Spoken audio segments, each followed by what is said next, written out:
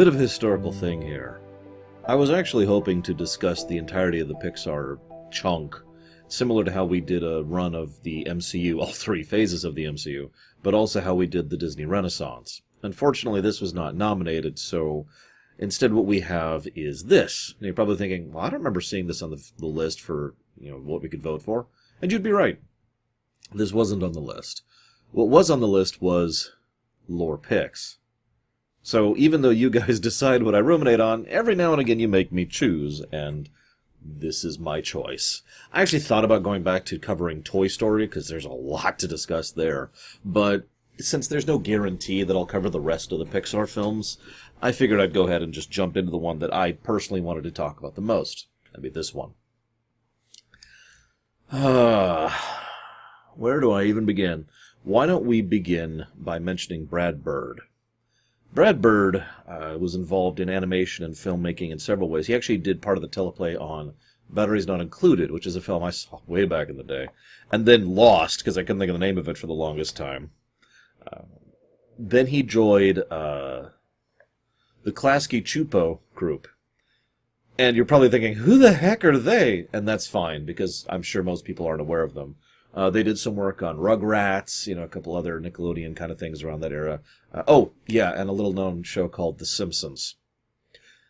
I don't want to delve fully into that history, but the transition from The Simpsons being the short thing on the Tracy Ullman show over into... God, was it the Tracy Ullman show? Shoot.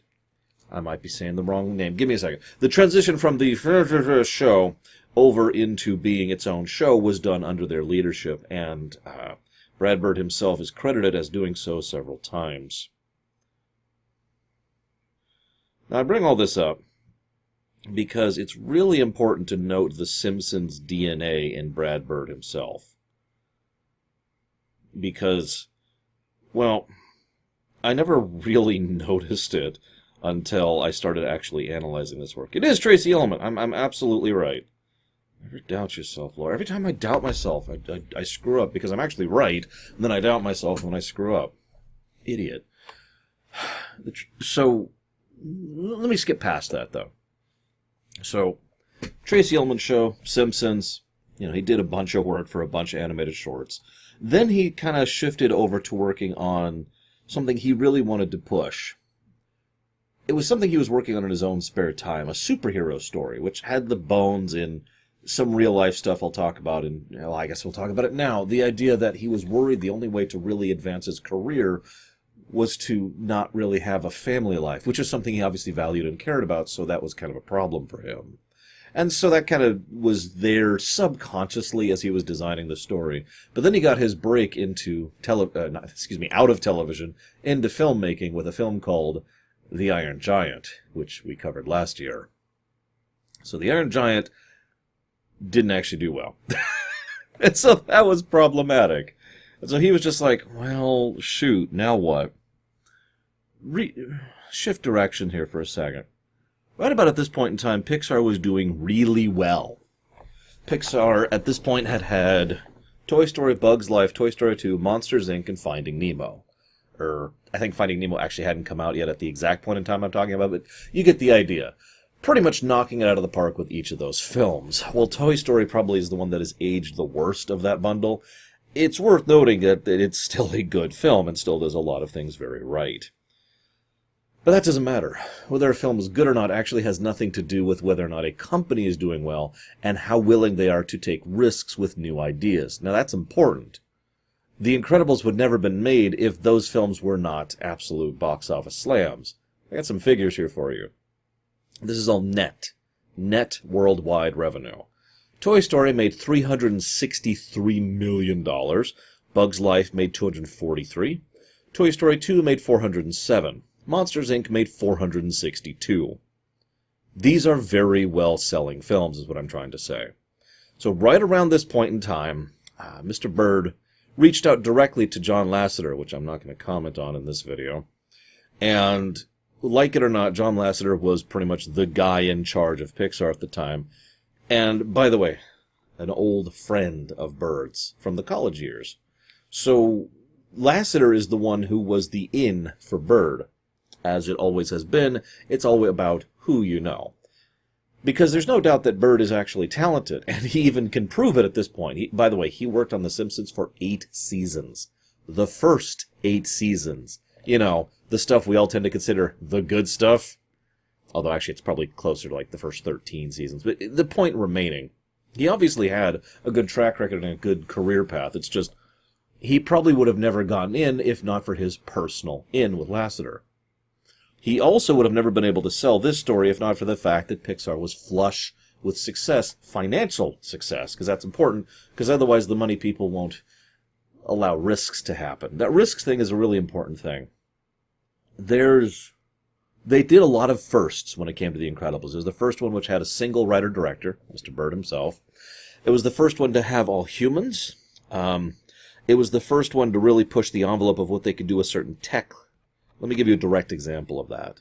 Back in Monsters, Inc., you know why Boo had pigtails? Because they're easier to animate. He, however, insisted that Violet have hair.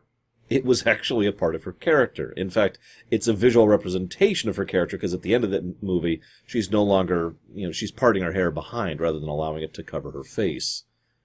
So he really dug his heels on this point, which meant they had to kind of do stuff they'd never done before, to a level they'd never done before, because adding hair, I know that sounds like such a minor thing, but animating the hair and getting the hair wet and having the hair blowing in the wind and all these other things were suddenly issues that they suddenly had to solve that they hadn't before. Bird himself has a quote, which I'm not going to show the whole quote here, but he had talked about the black sheep. He pitched the idea, and the tech people said, "There's no freaking way, we can't do that." And his response, in his own words, is, "Give me the black sheep. Give me the people who you said no to, who get argumentative or think that they can't really do this some way. Give me the people who want to push the envelope." I actually don't like Brad Bird that much as an individual based on every interview I've ever seen of him and every interview I've ever read of the man. But that's mostly because he seems a little too into it for the art, you know what I mean? And that type of personality always just kind of rubs me a little bit wrong. Don't mistake me, those kind of people are actually really, really valuable for expanding fiction and getting all sorts of new things done. Because he did help push the envelope with The Incredibles. They really did push the boundaries of what Pixar was capable of doing at the time. Because he was utterly unflinching, good or bad. He absolutely refused to compromise. He insisted there'd be more people. He insisted there'd be more locations. He insisted there'd be more details. And he had 2 other big things that made people kind of go, huh. One, he wanted to actually storyboard it.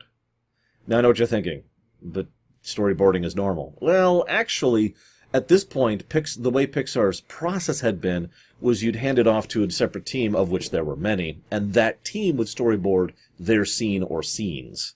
He wanted to storyboard the movie and use that to basically be a part of the directing of the film. This is also one of the reasons why Pixar films prior to now had multiple directors and multiple writers. The other thing, though, this one really made people hesitant because thanks to the nature of the film, this film was PG instead of just G.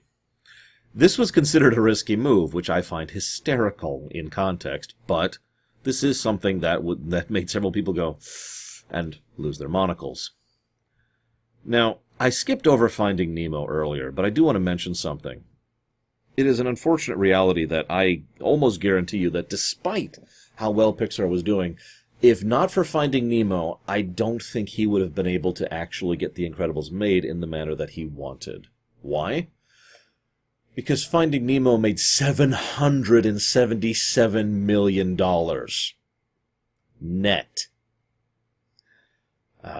By the way, if that's not impressive enough, I remind you, first of all, Toy Story 1 made $363, give you a quick comparison. Second of all, that film came out the same year Lord of the Rings Return of the King came out, which was a box office smash. Also, to this very day, Finding Nemo is the fourth best-selling animated film worldwide ever. Yeah, that changed things rather substantially. Finding Nemo was the big success story, financially speaking, for Pixar, and is what if I was to ever do an analysis of the series of Pixar films, I would probably have a lot to say about. But all it's relevant for here for The Incredibles is making sure The Incredibles gets made. The last thing I want to comment on is Michael Giacchino. Michael Giacchino is the composer who does an excellent job with the work on this one. But he was kind of like successful, but not really, until he worked on this. And then he got to work on a whole lot of other things. Like before this, he'd done Medal of Honor, the series, a couple of Call of Duty games. Probably not the ones you're thinking of. I'm talking about the original Call of Duty, before Modern Warfare ever came out. And a few TV stints here and there. Then he did this movie. And you have heard his music since then, I can almost guarantee it, because you've probably seen at least half of the MCU films, and Disney, and Pixar, and a whole host of others. And he does a great job with it. Lots of motifs. He likes to use the main theme constantly in different takes. It's really good stuff. It's good stuff. Which leads me to, of course, the intro. So let's actually start talking about the film proper. Bear with me. I have 4 pages of notes here. So, supers are normal enough to be basically an everyday aspect of life. Okay, that makes sense. That's pretty much the typical Marvel/DC take, right? When everyone knows who Thor is, when people see some guy bust through the ceiling with a hammer, they're like, oh my god, it's Thor, and they take pictures, right? So, okay, I'm with that.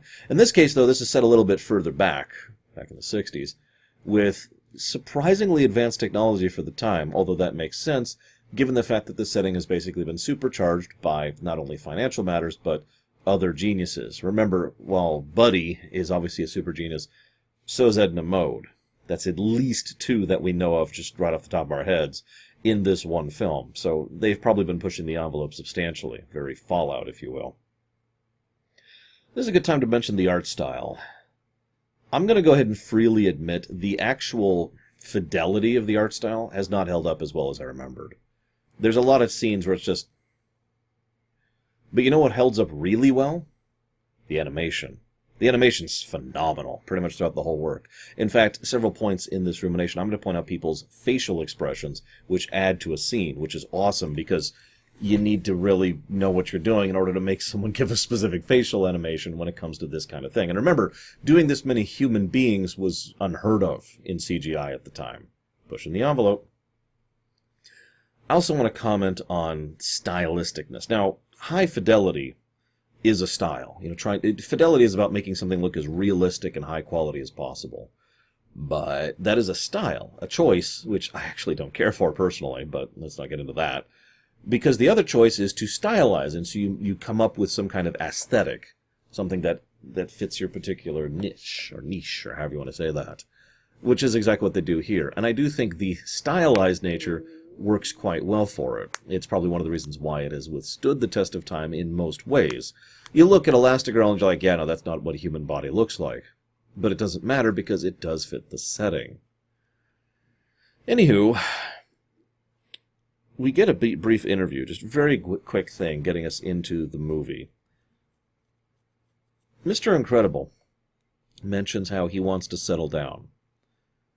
I find myself wondering about that. Because I'm not sure he actually does, but because that's kind of contrary to everything else about his character in the whole film. But then I remembered that all I have to do is add a caveat so he can have his cake and eat it too. He wants to settle down with a family while still being a superhero. He wants both. This then leads naturally into his relationship with Elastigirl and how they're going to make it work while still being supers. I know they kind of call them metas in some of the work, but since they call them supers consistently here, that's the terminology I'm going to try to use. I usually think of them as capes. I think I got that from Watchmen, but anyways. That then, of course, leads to Elastigirl, who is in no way interested in settling down, right? I mean, God, no, I've got to keep superheroing. So why do things end up the way they do? He's very unhappy with the post-settle down, and she's seemingly much more happy with it. However, and I hate to cheat and include Incredibles 2 here, neither of them are happy with it. That's the point, actually. Both of them are happy to be with each other and with their family. That is absolutely made clear many, many times. But both of them want to go back to being superheroes on top of that. One and two both make that very clear, that both are united in that. What's the difference between the two? Well, aside from the comedy aspect, which I'll discuss in a minute, the biggest difference is that he is unyielding and she is flexible. Wah, wah. Anyways. So, naturally they have super gadgets, as we'll kind of mention. First of all, there's a lot of Bond parallels here, but second of all, it makes perfect sense for someone who is effectively an agent of the United States government to have the funding necessary to have the cool toys. We also see something very interesting and very important in this intro sequence. It's obviously a nice action-y sequence to get the audience involved, but a lot of exposition is done visually as it progresses. And the biggest thing that I took away is that he is competent. Now that's important, and it's going to be a recurring trend. For all of his ego problems, for all of his confidence, for all of his emotional instability and all that fun stuff, the fact is, he knows what he's doing.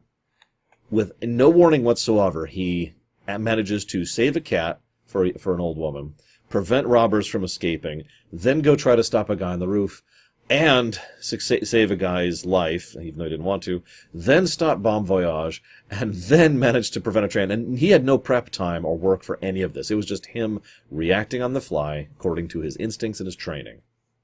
He is good at his job. He is also causing a decent amount of collateral damage for his job, which makes sense. He's a flying brick, although he can't fly, but you get the point. High strength, high durability, one of the most bare-bones, basic power kits that exists. Which is one of the reasons I like the fact that Elastigirl does not have a bare-bones typical kit. Elasticity, flexibility is not a super common thing. Yes, I know. Mr. Fantastic. Read. But ignoring that, it's not a super common one, and I think they do some really creative things with hers. They also have some great banter. It's implied here that she is just as good as he is, which, given what we see later, I absolutely buy into. Now, this is also important because it means that the two of them, coincidentally or not, are top tier. In fact, although there's obviously some bias on this, the villain of this work later on actually lists Mr. Incredible as the highest difficulty rating, challenge rating, of anyone in his database. Although Elastigirl's pretty high tier as well. Although I think Gamma Jack was actually the second highest tier.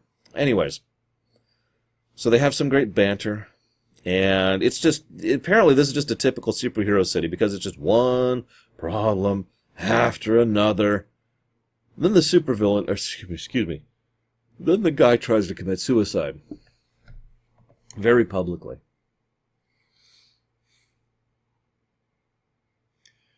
I'm going to ask a question that's going to sound unkind here, but hear me out because I've studied this, and there's some personal experience on this one, okay? Suicide is one of those really things to talk about because it's still a taboo topic. But generally speaking, what tends to happen is someone has something that pushes them far enough so they do something overt, something violent, a sudden radical change, like getting run over by a car or shooting themselves or stabbing themselves, cutting their own throat, or jumping off of a tall building, or whatever, right? It's something big and dramatic that they can't take back. That's important. Statistics tend to show that people who are saved from those situations usually tend to be grateful that they were saved. Now, that depends on the kind of care they receive afterwards, since, well, let's just say that if you are treated as suicidal, you are not treated particularly well in certain areas. But let's assume you're treated properly. Now, that's important because it means that most people who try to commit suicide don't really want to die. It just seems like the best possible option out of a lot of terrible options. Or perhaps the least terrible would be a better way to put that. Are you with me with all this? This is all important because if someone decides to, for example, dehydrate themselves to death as a method of suicide, that takes days. In fact, it can take over a week. I know what you're thinking, 3 days, but no, trust me, it can take a while. And you have to suffer and drag yourself through hell every step of the way, which means every day, hell, every hour, and at a certain point, every minute, you are making a conscious choice to kill yourself. It's not something you could just spur of the moment, right? There's also plenty of points at which you can turn around and change your mind to decide, no, this is not actually acceptable. Now, I'm saying all of that to ask a very simple question. Do you think he actually wanted to die? I was watching this, and I was looking at it, and I was like, you know what? I don't think he did. I think he made a nice big public thing and jumped or fell. It's kind of unclear. And then he was saved, but in so doing, his back or neck or whatever was broken. And then either he or his lawyer, probably an ambulance chaser, were like, hey, you know what we could do? We could make a lot of money. And in so doing, this begins the cycle, the legal cycle. I am getting slightly ahead of myself, but I wanted to talk about this here because that's my take on it. And as ever, I am curious of yours.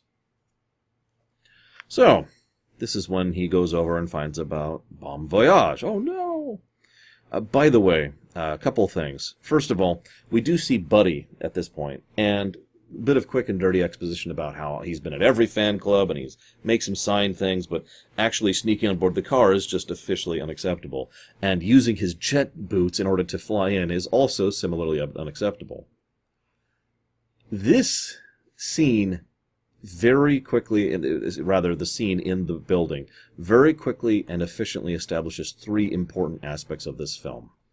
Aspect number one, by the way, a lot of the stuff I'm going to say in here is probably something that someone else has covered, so forgive me for the repetition. So aspect number one, Buddy was obviously always a genius. In fact, it has been argued that he himself is a super. It's just his superpower is super smarts. Entirely possible. The second thing that this is established is that this is a dark film. There's absolutely no hesitation whatsoever by, there's a suicide attempt, and there's nearly a crashed car, and then Bon Voyage tries to kill a kid. All of that is established very quickly and very efficiently. The next thing that's established, and the final thing that's established by this sequence, is what I'm going to call the Simpsons tone, and I'm going to be referring to that a lot. The Simpsons tone is when there's a very serious and properly done, mature undercurrent to things, which is kind of coded in something that is intended to be comedic. A proper utilization of Simpsons tone tends to be the kind of thing that, well, gives Pixar its overall appeal, doesn't it? Oh, no, hear me out. How many of you guys... By the way, Brad Bird would go on to work on a lot of Pixar films after this in a production fashion, in addition to being personally involved with Ratatouille. How many of you have heard of Pixar being referred to as good for the kids and good for the adults, right? I'm sure that at least some of you have heard of that concept. This is how you execute that. You make things presented in a way that's funny and silly, but you also have things underneath that which you don't overemphasize, but nevertheless you don't flinch away from. Again, suicide and attempting to murder a child. Oh, by the way, lawsuits, while we're on the subject. This is proper dark storytelling, or as I like to call it, mature storytelling. But I don't want to get into the lawsuits just yet. I guess I will, I just brought it up. They bring a lawsuit against Mr. Incredible. Mr. Incredible is a government agent. Do you see the problems here? Actually, in real life, it's not until... Oh, God, I'm not actually sure of the year. I should have looked it up. It wasn't possible to sue government officials under certain circumstances for a fairly large amount of the United States history. I don't know how this is in other countries, but that was repealed, and so now you can go after someone who is a government agent for something they're doing on the job, like Mr. Incredible was here. But this causes huge issues. This is one of the reasons why that law existed, to protect people and allow them to do their jobs without fear of being sued.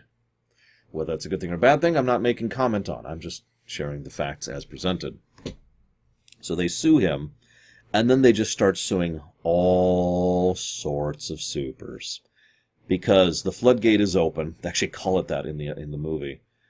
The government tries to publicly distance itself from the supers, although obviously they do still care enough to keep tabs on them and still get involved with some of them, as we see later in this movie.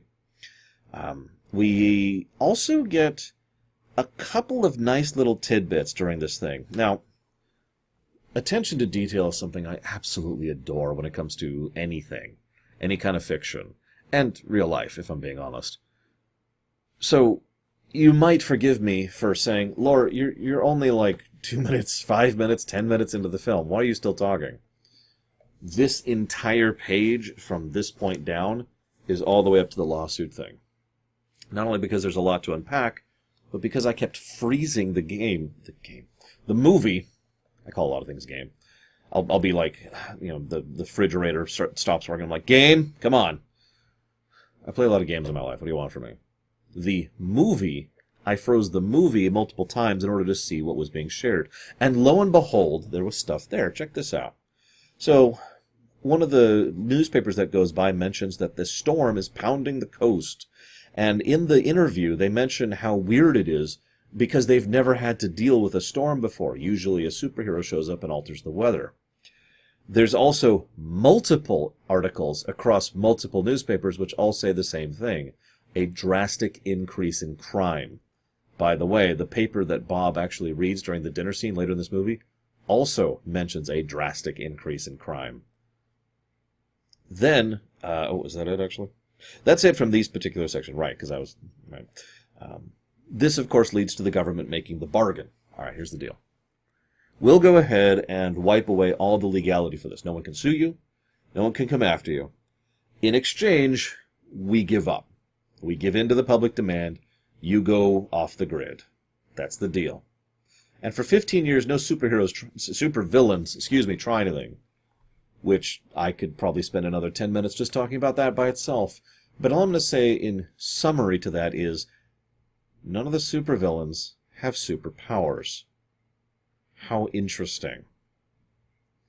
Given the behind-the-scenes information on Gamma Jack and the worries that he was going to become a supervillain, I have a really strong feeling, especially given how nationalized and baked into the setting and how normal supers are, that there's a whole process and system in place to detect and find supers, and if they decide to go villainous, before they become a problem.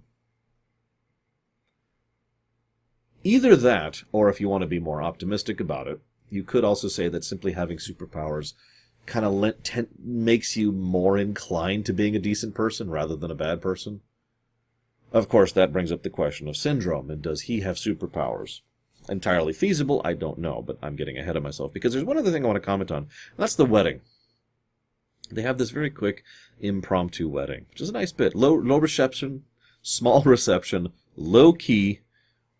You ever been to a wedding? I've been to like 7 in my life, and been a part of planning one of them. That kind of thing is planned months in advance, scheduled months in advance, costs tens of thousands of dollars, and it was a huge thing.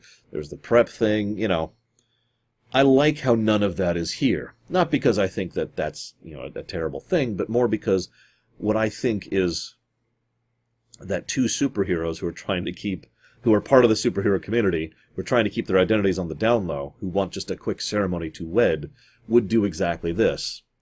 It's not even daytime. It's at the end of the evening. They're at the ceremony. They're in their outfits. They get married in front of friends and family, and that's it, right?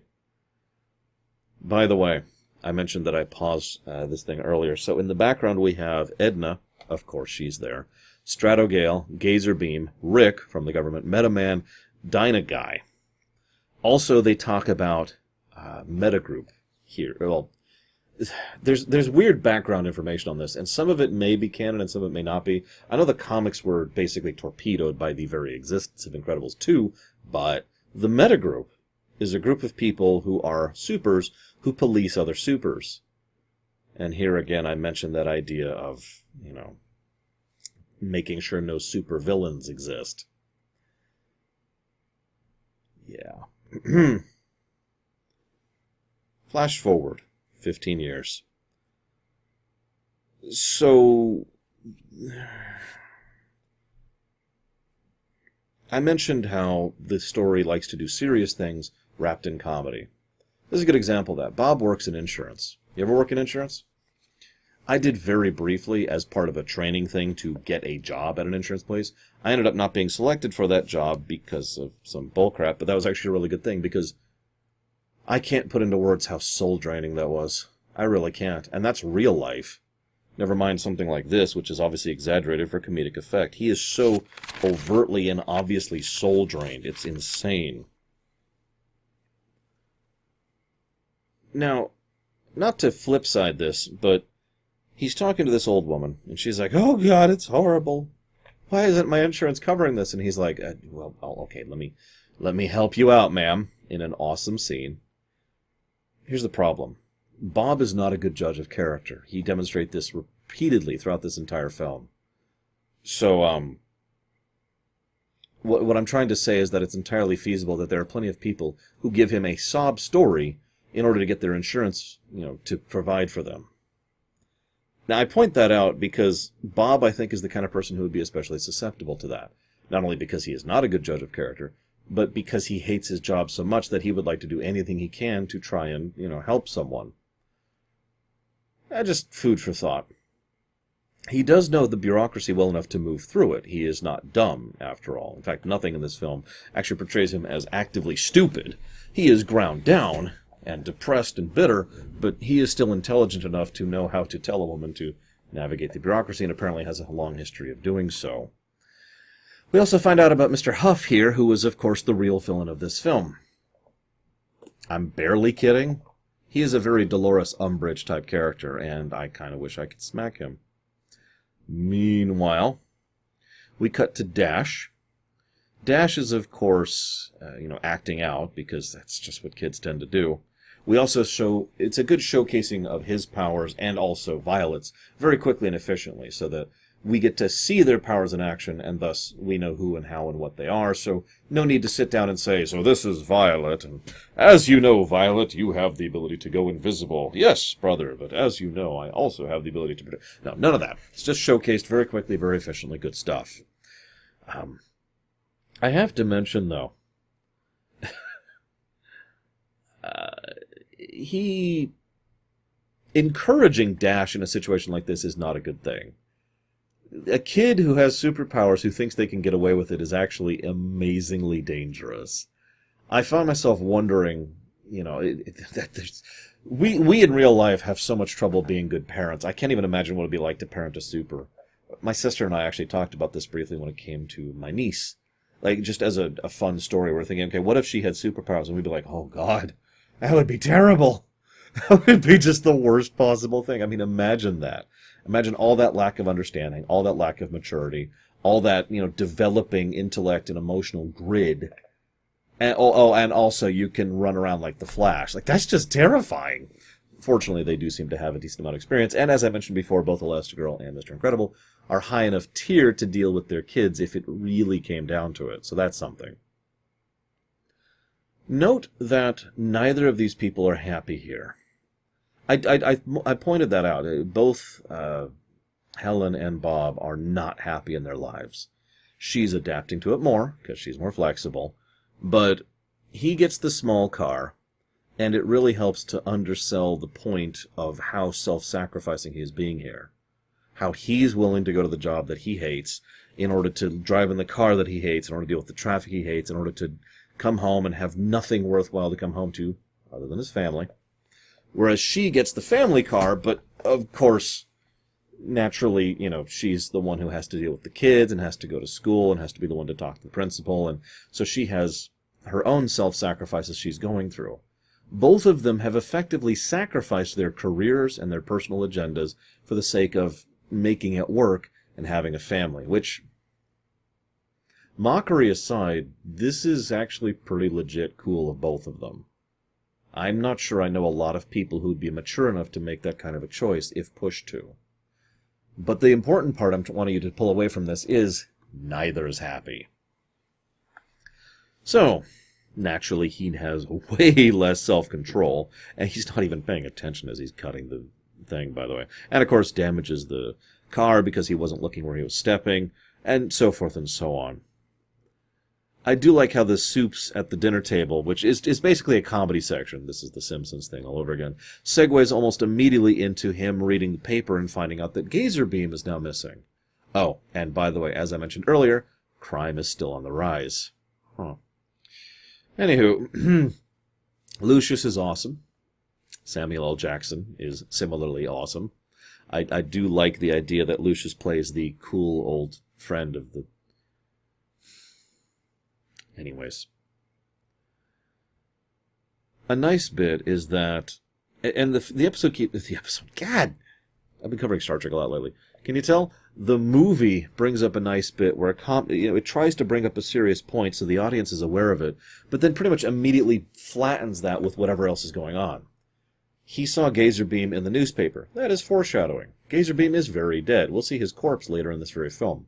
He also then brings up Gazerbeam to his friend, who then immediately changes the topic back to be like, I don't give a damn. The only one of the old days I keep track of is you, Bob. I want to go bowling. So you see how the topic there is just overwhelmingly about what they're doing and how they're doing it and lying to their wives and all that fun stuff. And just quietly underneath there, oh yeah, by the way, Gazerbeam's missing. Huh. So, this also leads to the big scene where they're like, oh God, what do we do? And they're trying to deal with this thing. They leave a guy who is frozen, no pun intended, and just behind them. You figure someone's going to bring that up. It's only been 15 years since Super's bowed out of this, so they probably have a code 37 or whatever. I don't know what a code 37 actually is, but you get the point. A code, there was a Super here. They also, it's funny, Bob was right. Hitting the wall did actually wreck the building. Go figure. This is the Spider-Man idea. Let's just call it what it is. The Spider-Man idea is you don't have the backing, you don't have the authority, you don't have the tacit approval, you don't have the resources. All you have is personal power, something that doesn't really exist in real life. So you have personal power, and you want to help people and do good. So you become Spider-Man. This is one of the core elements of what makes Spidey Spidey, is the fact that he has nothing and tries to do everything with what little he has. It usually goes badly for him. Go figure. This is exactly what these two are doing, and it is implied that they've been doing this for a while, and this is not the first time things have gone badly. It could have gone a lot worse, too. So, this then leads to a quick bit of competence, ooh, that feels weird, by both Bob and Helen. He notices that she's there even though she's sitting in the dark looking away from him. Ha ha, he's got the bit of cake on his face. And he's fat, isn't that funny? There's also the fact that she notices the rubble on his shoulder without even trying. And so they get into an argument. A very interesting argument. So first of all, he's following the police scanners again. Not the first time. Well, I'm saying that obviously this is not the first time, but what I really mean by that is she's caught him in this before. So this is past not the first time. This is more like the 15th time or whatever. Second, we also see during the argument, she says something. You're missing... what you're missing is this family, what's happening now as you're trying to reach back to the past. And his expression actually noticeably softens at that, as he considers what she's saying, and just like, that's an interesting point. But then, of course, it segues back into an anger bit, because she brings up, you're not even going to go to the graduation. He then gets legitimately upset. Not at her, of course, but at the graduation. They keep finding ways to celebrate mundanity. This line and several other bits in the film make it very clear to me that, in my opinion, Mr. Incredible is biased. Now, of course he is. I'm not sure if I could say it's full tilt into racism, speciesism, whatever you want to call that. But the man definitely has a anti-normal bias. And he shows it several times. He keeps it pretty tightly under wrap. But he really wants to be exceptional. To be above and beyond the other people, to be super when nobody else is. Key distinction. Earlier on, there's a brief quote, everyone's super, dash, which is a funny way of saying no one is. That's probably one of the biggest overall themes of the entire work. I'd say one of the two big ones. The idea of that distinction and the automatic elitism and classism that it embodies. Because when one person is special, or a group of people is special, above and beyond everyone else, you have automatically created a divide. And of course, that is the entire motivation for Syndrome. At every step of the way, when he is pushed on that, and wonderful facial and vocal acting for Syndrome, I know he hasn't been introduced yet, but hear me out. Every step of the way, he gets angry or pissy anytime anyone mentions the supers, or the heroics. You know, it went by you killed real supers so you could be a fake superhero. He gets livid at that. Like his expression just goes vile. And of course, he's really angry that everyone is celebrating the supers who are above him. And Bob is at least partially responsible for perpetuating this problem by putting himself and his family, but still himself, on a pedestal above everyone else. I'll come back to this point later when it comes up in another big way, but for now, well, this then leads to the biggest question. Why did they give Bob this job? This is not the first time he's had to be relocated, and they know this guy, right? So they give him a job that is one of the most pathetically, horrifyingly soul-sucking jobs imaginable. His cube farm is barely large enough for him. Oh, and he sits right next to a high power thing. That's cute. And why would you give this guy this job? Now, don't mistake me. Based on my own analysis, I think he'd be unhappy in any job, even a satisfying job or a decent job, one that didn't make him hate his life every day. So I think this would still happen even in those circumstances. But it's hard for me to feel bad for Rick and the government guys when they're like, oh, God, we constantly have to pay to relocate you, when the place they relocate him to is this crap. The other alternative is that Bob got this job. Now, if Bob got this job, okay, a lot more sympathetic. Why? You ever been unemployed? Have you ever been unemployed and think, okay, these are the jobs I really want. And then, these are the jobs that I would like. And then, these are the jobs I'm willing to accept. And then, these are the jobs I think I can get. And just getting more and more desperate to get a job. Any job. To the point where you'll just take it as long as it's a regular paycheck. Because I've been there. It's not a very fun experience. I'm sure several of you know what I mean by that. Thus, if this is all the way down at the bottom of that list for him, and this was the only job that would employ him, well, okay then. After all, I doubt he's college educated, so, well, you ever try to get a job, a decent job, without a degree? Obviously, it varies based on the career path, but anyways, so this then leads to, he gets confronted by Grand Negus Sec, and he's asked, did I do anything illegal? No, but everything's like a clock, and you could tell he's heard this speech before. We also get the impression he's been in trouble for this before. Then the movie does something bloody subtle. The movie does this bit where he's making sure Mr. Huff, the guy played by Grand Negus Sec, he's trying to make sure everything on his desk is all neat and tidy. And during a very brief bit, he's adjusting the piece of paper that's on his desk so it lines up. This draws Bob's attention. Bob looks down at it, and thus the camera focuses on it. I pause the movie to read it. I wrote it down for you. Due to financial setbacks, you will now be expected to self-expense all office supplies, including, but not limited to, pencils, erasers, pens, paper, stationery, folders, staples, paper clips, couldn't figure out this one, and photocopies. All parking will now be metered by the hour. Electricity consumption and all telephone charges will be deducted from your paycheck. The Board of Directors at InsureCare wishes to thank you for your selfless sacrifice through this time of financial uncertainty. It is because of you, the employees, that InsureCare has recorded its highest profit in years. Does that sound familiar? There's actually another paragraph, but his hand is covering it, so I could make his, remember, a successful company makes for, and that's about all I could make out of it. Like I said, Dolores Umbridge. So, this leads to, well, his biggest flaw overall.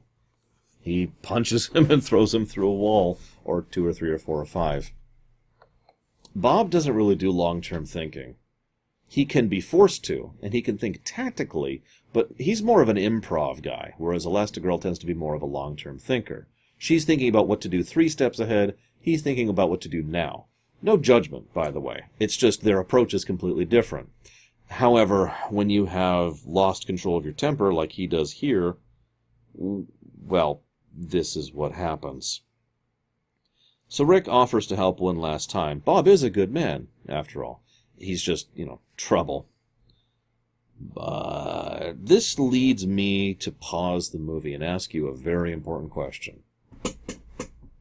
Why does Bob do heroics?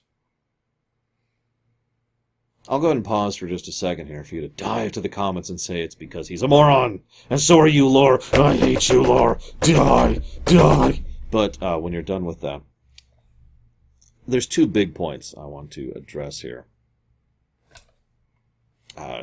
Point number 1. Does he do it for himself? Primarily for himself. I do think he does it for multiple reasons, but does he do it primarily for his own enjoyment? His own aggrandizement?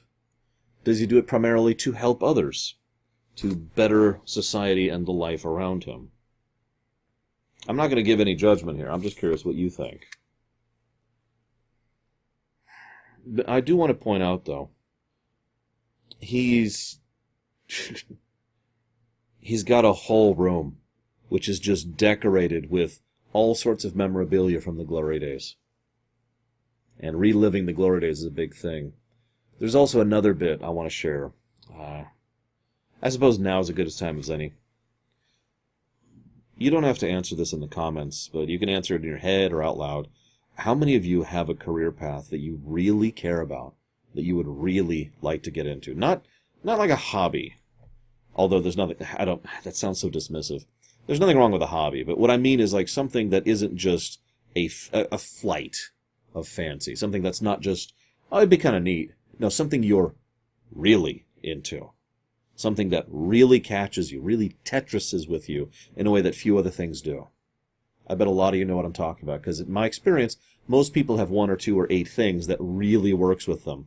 It's just whether or not they know what those things are and whether or not they can do them. But I'm getting off topic.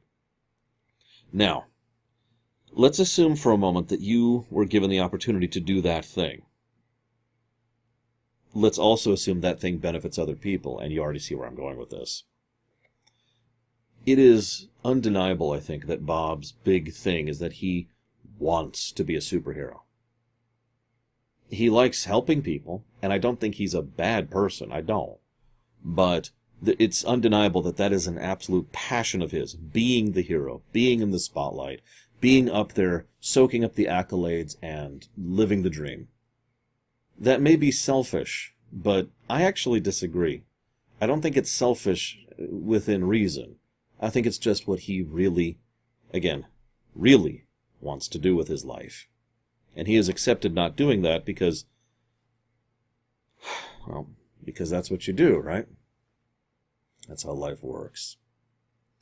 This, of course, is why now is the moment when he gets the message from Mirage. Funny thing, by the way. Mirage has a line, there's something very interesting about both of us that we share. According to the government, we don't exist. Now, she may or may not be lying there. Obviously, Mirage lies a lot. But what I find most interesting is the way she phrases that makes it sound like I'm also a superhero. This is why several people, including me, I might add, assumed she did have superpowers for the longest time. Turns out, no. By direct confirmation by Brad Bird, she does not actually have any superpowers. Which continues the trend of this whole movie, where none of the villains have superpowers, so that lines up. By the way, that's the biggest piece of evidence, I think, that Syndrome does not actually have super intelligence. Anywho, there's also... God, this scene is so Simpsons. I keep pointing that out in my notes. There's a bit where he rips a book in half. A very thick book. Try that. Don't actually, but it's okay, because you won't succeed. What will happen is this. Here, I'll do it. I'll do it right now with a book I even care about, just to really emphasize how much I believe in this. See this sucker? It's what I use for my Star Trek videos. Now, I'm pretty strong. I'm going to go ahead and stop in case I do rip the outer edges, but I am pretty strong. That's not happening. He just effortlessly, like it's a single slice of paper. More than anything else he does in the entire film, that sells me on Bob's strength. I'm not even joking. He also then, as she's talking, he's like, "Oh God, where's a piece of paper? Where's a pen? Okay, here's a pen. Oh, this pen's out of ink. Here's another pen." Lots of little moments like that really help this film for me. So, this then leads to the fight with the Omnidroid. He's out of shape. Ha ha. I wonder how physical health works when you're super durable and super strong. Thankfully, he is actually very good on his reflexes and very competent, as we keep pointing out. The molten metal thing happens, blah, blah, blah, blah. He defeats the Omnidroid. One of the things that's pointed out, Syndrome tells Mirage, make sure to praise him and make special point of praising his abilities. That makes perfect sense. Not only are we trying to emphasize his abilities as being, a sticking point, because the whole supers, elitism, classism thing I've already mentioned, but also because that's exactly the thing to get to, Mr. Incredible, who, as I mentioned earlier, has a bias in that direction, so yes, I actually am superior to other people. So, this then leads to the montage. I want to share something really quick. The montage, it's a good montage, it's cool. But what I love most about the montage is that it makes perfect sense. This is what he always wanted. In fact, this is both of what he always wanted. He wanted to settle down with a family, but also be a super while settling down with a family. Now, that's theory, but you see how it kind of lines up with this scene here in this montage. The second thing he wanted was to be a super. Now that he finally has his career, the thing he really wants to do, he's happy. And his life overall improves, because now, and there's the whole thing with him getting in shape. Okay, I shouldn't say that, because even someone who is motivated can still fail at getting in shape, because getting in shape is this monumentally horrific task of doom, because the human body is stupid. It's designed to survive, not to be in good shape, which just irritates the crap out of me. But the point is, he is clearly motivated. He is pushing himself to do the best job he possibly can. He's probably spending almost every day when he goes to work for a month going out and pumping iron and working out and doing everything he can to get in better shape. Because now he actually gives enough of a damn to do so. He didn't earlier. That's why he ballooned up a bit. Side note, it's hard to judge because of how stylized the characters are, but I don't think he qualifies as actually fat. It would actually be more accurate to say that he has more fat in him, but still plenty of muscle. I'm pretty sure that there are actual bodybuilders who would look at his form after he's in his form here and be like, wow, I wish I looked like that. Anyways. So, he goes to reach out to Edna. Edna's in pretty much the same boat he is. She's also a super genius. I don't know if she has super powered genius, but she is clearly a mad scientist, and she has all the hallmarks of it, so whatever. There's also an absolutely brilliant scene, which is comedy to be serious. It's the no cape scene. You knew this was coming. First and foremost, he mentions, oh yeah, and a cape, and she throws a bit of paper at him. No capes. Notice up until now she's been excited, happy, enthusiastic, voiced by Brad Bird. Everything's been going great for her. And so she's totally into this and excited and already jotting down ideas. Capes? No. Now, obviously, this is done for comedic purposes, which is good because otherwise you'll realize that the quick montage we're watching is a lot of people dying, several of which in horrible ways.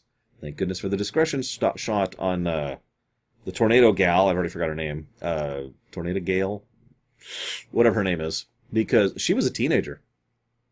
She wasn't even a full adult yet. She got pulped. That is horrible. But they don't show it, so it's okay. And of course, it's portrayed as a comedy scene, so it's okay.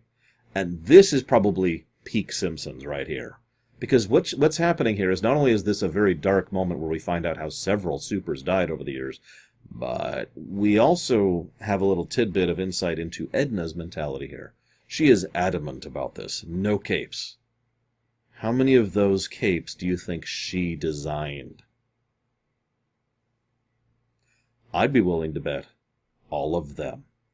That's probably why she knows those dates and those people off the top of her head by memory. Anyways, so he heads back to No Manistan. Ha ha ha. And this is when I want to talk about the suit difference. So if you remember his suit at the beginning, it's the blue one, right? Obvious blue versus red comparisons. But what I found really interesting is the eye for Mr. Incredible. The eye in the first suit was this all-encompassing thing. Big, obvious logo. On the second thing, it's more like a little eye here, and it's got the circle around it. It's pretty obvious, I'll admit it. But I will also freely admit that I'm apparently an idiot, because I never noticed that until I started analyzing this film today. And I was like, oh, that lines up perfectly. Similar to the hair thing, it's a quick visual showcasing of the change in mentality. But I'm getting ahead of myself. So, apparently Edna lives within 1 hour of where they live. That's inconvenient. This also leads to Incredible having decent reflexes, but losing because he has to reveal the villain, Jason Lee. I remember when I found out that Jason Lee was actually going to be in this film. And I was just like, what? Now, I didn't actually see this film in theaters because I wasn't doing super well at this point in time.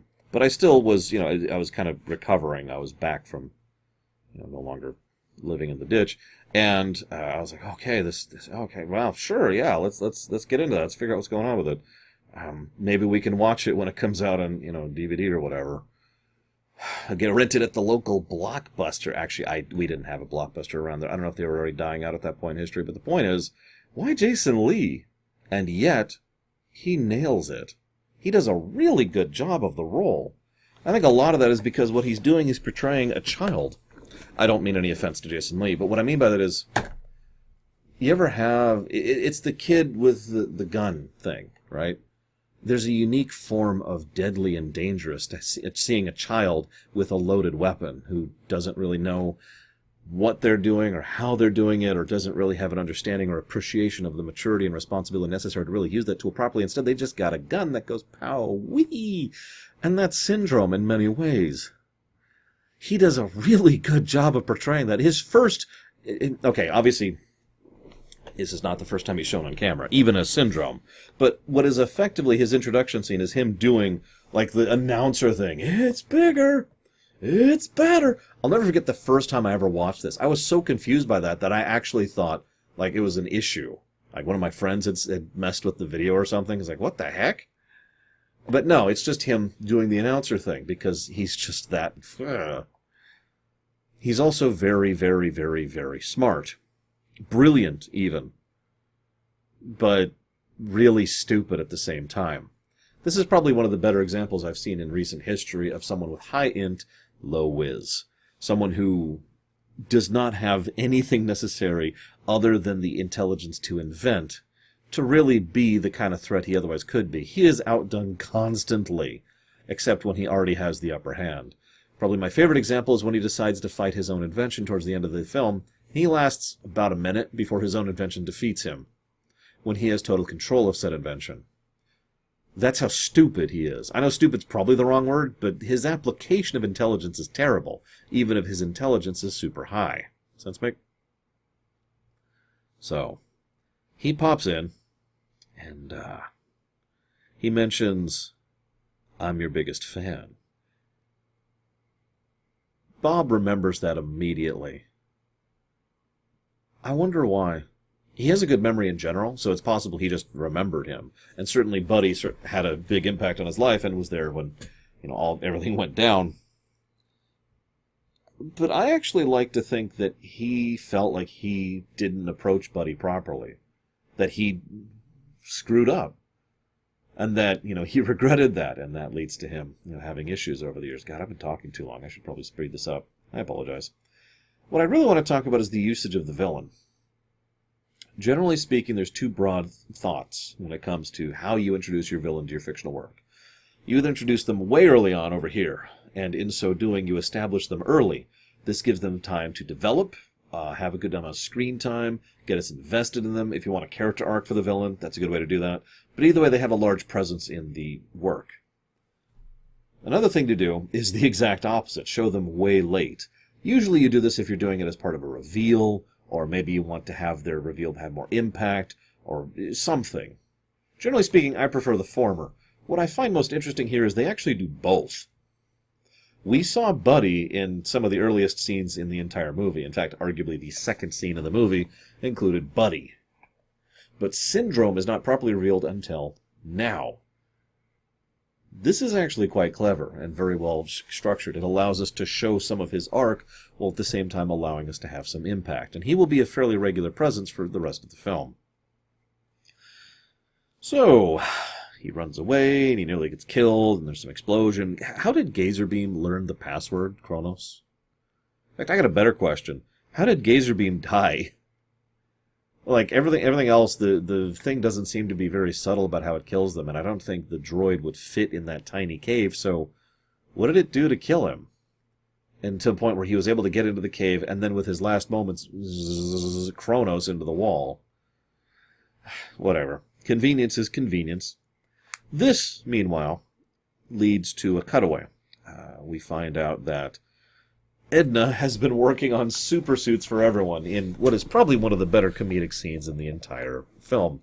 And it's no doubt one of the reasons why they actually used it for part of the marketing stint. So, we find out that Edna is really, really, really good at her job.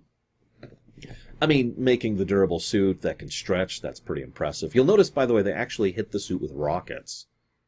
Remember that. They also have Dash's suit, which can resist friction, so he can go super fast. That's impressive. But the one that really impressed me the most was the fact that Violet's actually not only can stealth, which by itself is very impressive, but can stealth in reaction to her stealthing, which is even more impressive. That would mean she would need to know the technical science of how her stealth tech works, and then be able to replicate something that could do that in a suit, as a reaction, not a built-in mechanism. None of this is me making fun, by the way. This is just brilliant. And again, Edna Mode. So, great scene. She has great security. We also notice, by the way, Edna is a mad scientist. It's just she's working for the good guys. As I mentioned earlier, thanks to that super-powered car from 15 years ago, for a second, think about how much tech has moved in 15 years. Now think about how much tech moved from 1960 to 1975. That's a big gap, is what I'm trying to say. So, imagine how many super tech, super geniuses are poached or bought into or otherwise catered to by, the good guys and the government in order to make sure that they stay super helpful rather than super villainous. Because, there's nothing wrong with a mad scientist within reason so long as they're on your side. Right? Right, Stark? We see more competence. There's actually a really great scene. It's probably the best sequence of scenes in the whole film. Legitimately.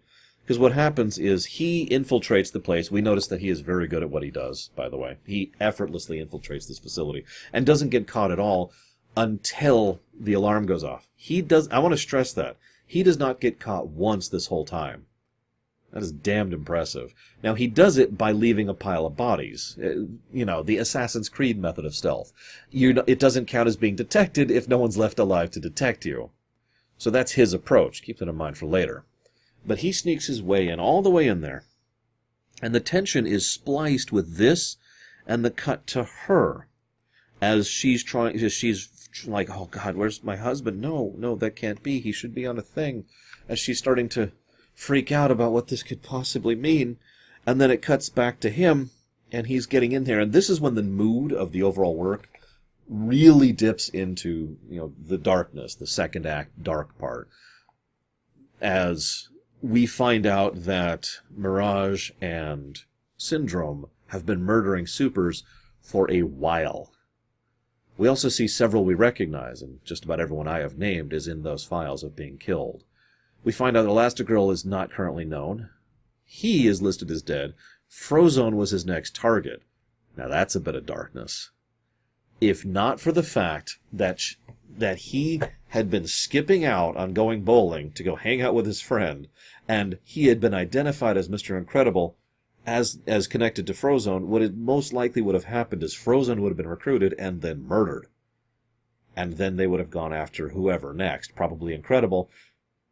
And that's kind of horrifying. Imagine just, yeah, I haven't heard from Lucius in forever. It's weird. He just kind of fell off the map. I was talking to his wife the other day. She hasn't heard from him in days. Anyways, the music is brilliant here. By the way, this is the music just absolutely shining in this whole scene. But finally she says, okay, click, and she gets the thing so she knows exactly where he is, which of course means the beeper has to go off, which means he is immediately detected. And they use the Hulk. There's actually a term for that. It's the stuff that slowly expands but restricts your movement because it's constant resistance kind of a thing. I don't know. It's the thing you use to restrain the Hulk. So that makes sense. Little note here. Syndrome never loses his costume. Did you catch that? He never appears outside of costume, whereas everyone else does to some extent or another throughout the course of the film. Now you might think, well, yeah, it's cheaper and easier. No, remember that whole not compromising thing I mentioned? No, Syndrome is always in his costume because that's always how he wants to be. He always wants to be running around in his cape and tights. He always wants to be the superhero, the elite, the one above everyone else, to contrast the fact that he wasn't. This is, by the way, the final reason why I don't think he actually has superpowers. Not really, even superintelligence, because it just kind of, even though it would make sense, it throws itself in the face of the whole work. The only way it would work is if it was kind of an ironic thing. Oh yeah, by the way, you actually had powers the whole time. Ha! Go figure. You ever had a gun pointed at you? I know that's a strange thing to ask. I have. I have had someone try to, threaten me with a loaded weapon. I'm saying this kind of flatly because I don't know how to explain what that felt like. To this very day, that kind of gets a reaction out of me. Just thinking about it does. It's a weird sort of high-pitched whine in the back of your mind that just kind of makes you focus a little bit differently, you know? So I hope most of you do not know what that feels like.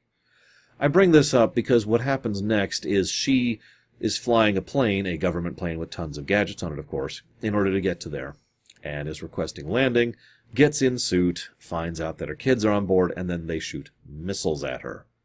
And there's this bit where the missiles are getting closer and just kind of slowly coming in like someone's pointing the gun at them.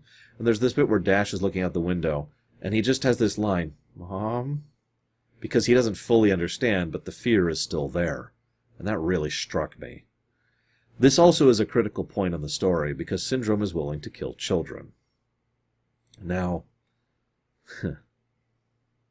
This is a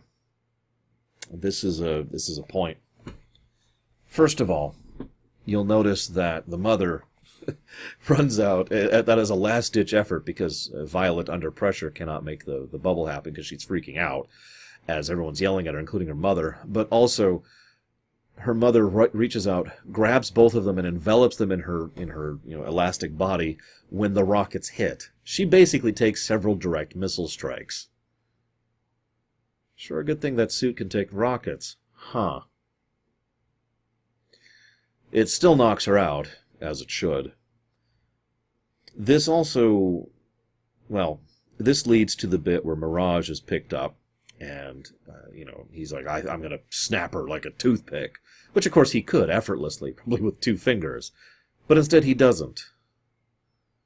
This is when Syndrome says, "I've outgrown you." Which is actually interesting because it is the exact opposite of true. He never outgrew Mr. Incredible. In fact, he never grew up in general. He has never gotten over this. His big plan involves him having fun his whole life by pretending to be a superhero. And then he's going to retire and sell his invention to ensure that no one else can ever be super again. He is so spiteful towards that class divide I mentioned earlier that he's willing to kill children in addition to many other people, and cause untold chaos and devastation as he is the villain operating things, just in order to play at being a super. And it is playing, as is made very clear when he fights his own Omnidroid towards the end. He's terrible at it. He's pathetic. This is also in good contrast to the hyper-competency portrayed by both the married couple, Bob and Helen. Sorry about that. I got a phone call from my beloved sister, and she doesn't often call me, so I thought it might have been an emergency. So I had to pick that up. I'm not 100% sure where I cut off, but I do know I was talking about Mirage. So, Mr. Incredible threatens her, and he's like, yeah, go ahead and kill her. Whatever. And of course, the whole I've outgrown you thing, which I do know I've just mentioned. She, well, this is about rationalization. I've heard some people say Mirage is a horrible human being and shouldn't deserve to be, redeemed. And it's just yet another example of whitewashing when it comes to villains in fiction. I'm not 100% sure I agree with that. Well, I hesitate to call her a good person, and she does obviously have a thing for Bob. The fact of the matter is, she has limits, lines which she's willing to accept. In short, luring someone who is effectively an ex-military vet with superpowers into an island to get them killed, it's a little easier to swallow than shooting a plane that contains 2 children, which is obviously a line for her. Then her own life is immediately threatened and basically discarded by the person who is probably her lover, and definitely her boss. You can see why, relatively quickly, she goes ahead and turns code. So, this leads to the wonderful pacing of this film. I talk about pacing a lot, and there's a lot of different ways to approach pacing when it comes to a fictional work, but the most common way I tend to describe it is by doing this. You have highs and you have lows. A high doesn't necessarily mean high octane. It could be a very tense moment. It could be a very comedic moment. It could be a moment with a lot of action. But it's something that's a high in overall beat or tone or atmosphere. Then you go down to a low where things are quiet, which could also mean peaceful or deadly or very serious or very grief-stricken. There's a lot of ways to do this, but you get the general idea. This is also to do with how quickly things move with regards to these different dips up and down. This film is brilliantly paced. It really does manage a wonderful tempo between highs and lows. At no point did I get bored. At one point I looked down and I was like, wow, I can't believe the film's almost over, because it's just been racing by so quickly. Most of my today has been spent working on just this one video, because it's a 2-hour film and I have a lot of behind-the-scenes work to do for these kind of things. But the point remains, and of course I have to sit here and record for however long it's been. I don't want to know. What I do want to know is how awesome it is. So she does her infiltration. Again, different approach than his. She actually sneaks in and stealths in. She does get caught at one point and does have to dispose of the bodies, but she actually bothers to dispose of the bodies by hiding them in the closet, which you notice he didn't even bother with. She's going for more of a ghost playthrough than a samurai playthrough, if you follow. Which I'm with. I like how it shows both of them are hyper-competent, and I like how it shows their approaches complement each other. This also leads to what is effectively the big action sequence. Although before I cut to that, there's this bit where she can figure out where he's being held because of the ridiculous amount of energy. I like to think that the overwhelming majority of the power that the whole base is generating is going towards that one room and that one thing to keep him in motion because of just how strong he is. And if you're paying attention, it's still not enough.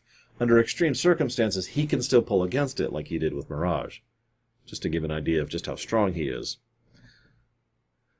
Mirage then goes to let him out, and this also leads to, the gentleman who plays Bob, I actually don't remember his name. He usually plays someone kind of lighthearted, just sort of a jokey, kind of a sitcom character. He manages to sound absolutely terrifying when he's, there's no time at all. Why do this? What else could you possibly take from me? Oh, they're still alive. Oh, instant relief hug. Oh, thank God they're still alive. Oh, it's my wife. Oh, thank God my wife's here. And, of course, she's pissed off because she just saw her husband embracing another woman. Wah, wah. But what's funny is the next several scenes between the two has Helen trying to start an argument with him and failing because he is just so happy to see her. Which actually is still her being more mature than him in a way, because she's trying to deal with the issue and he just doesn't care at the moment. Long-term thinking, short-term thinking. Moving on. Big action sequence. I don't have much to share about it. It's just awesome. Dash is awesome. He kills people. That's cool. Not that I mind. He actually killed several people. Also, they're okay with killing a kid. I love the hover... I don't know what to call those. The hover vehicles they have, the spinning blade things, those are really cool. I don't know if that's actually like a feasible method of doing that. I would imagine not. It looks really cool, though. Like the kind of thing you'd see in Star Wars. And then Dash dashes over the water. Okay, that's awesome. Give you that one. So they start to teamwork. And that's when they really start to beat the crap out of everyone. In fact, if not for Syndrome showing up, they would have absolutely curb-stomped everything there. This then leads to the crux of the film in a nutshell. You killed real superheroes in order to pretend to be a superhero? He's obviously so pissed off about this because he is still classist. That's what I've decided on. But his expression, Syndrome's expression when he's called fake, no, I'll do this, and I'm going to run around and I'll be real. I'll be more real than you even know. I'm going to make this work. You know, you can tell how much he has not moved on from this point at all. I've already said all this stuff. It's just a really good scene to emphasize it. And, of course, this gets across the big point of the whole film. When everyone's super, no one will be. It's actually probably my favorite quote of the whole film. Because it's so obvious what he means by it, and he is so overtly wrong about it, while at the same time being exactly right about it. Let me try to disentangle this. The whole idea behind calling someone special, looking at you, Lego Movie, which we may be ruminating on this year, I don't know. I haven't gotten the full poll results yet. The only reason I'm doing this one today is because I know with total certainty that this one was voted in. So we might be covering this exact same topic later with the Lego Movie. But the idea of everyone being special isn't a contradiction. And it doesn't mean no one is. The only way it means no one is if your definition of special means better. If it is a divide, a classist thing, as I mentioned earlier, that gap between the elite and the normal, and the insulting connotations that come along with the word normal.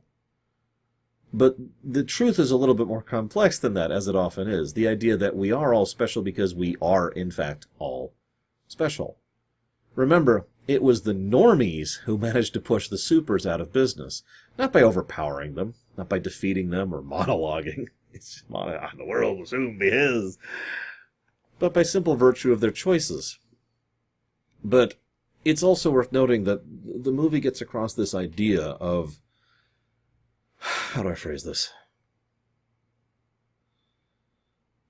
The idea that he is so fixated on that divide of presumed elitism that all he wants to do is be elite himself. He doesn't want equality.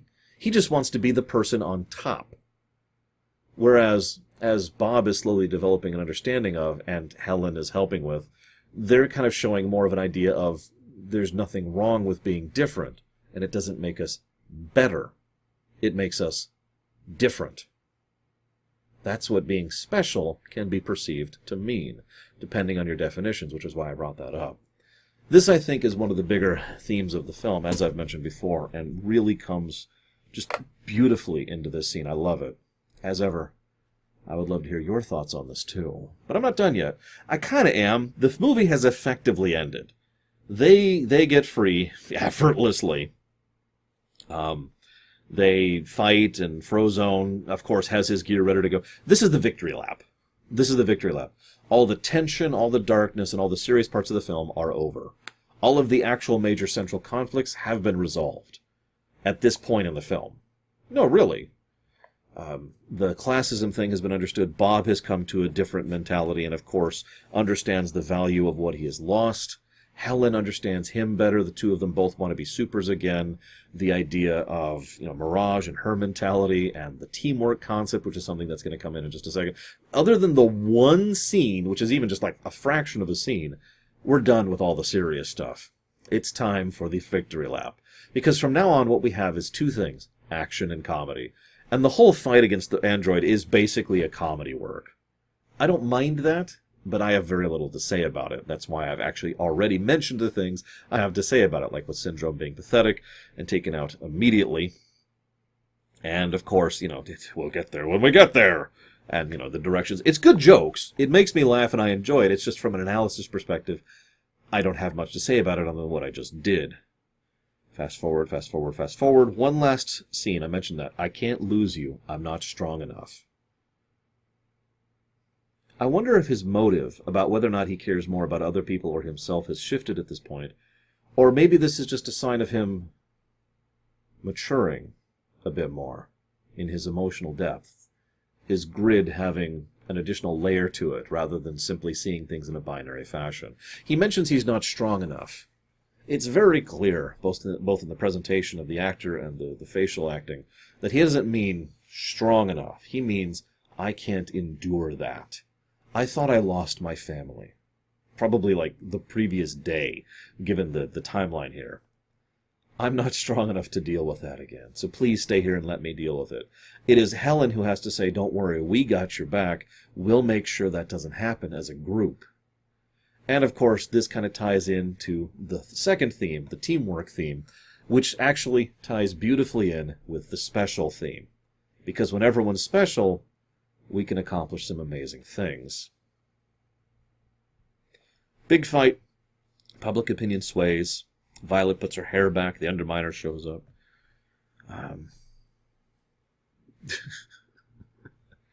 It's actually the funniest gag in the whole film. Is when they're cheering Dash on. I'm sorry, I actually have two other things to say, but they're cheering Dash on. And it's like, no, go slower. No, don't give up, go faster. Okay, now pull it back. And it just cuts to this guy randomly who's just... Beautiful expression. It gets me every time. I'm sorry, I love that. It's probably the funniest gag in the whole bit. But I did say I have two other things to talk about. One is Syndrome. So Syndrome comes back right at the end, and naturally, he still hasn't learned a damn thing. He hasn't matured. He has no idea what he's doing. All his assets are frozen. His financial empire's gone. But he is brilliant enough he could probably still make that work with the gadgets he has. And he's going to go and steal their children and raise him as his own to be a sidekick, because that way I will get my petty, unemotionally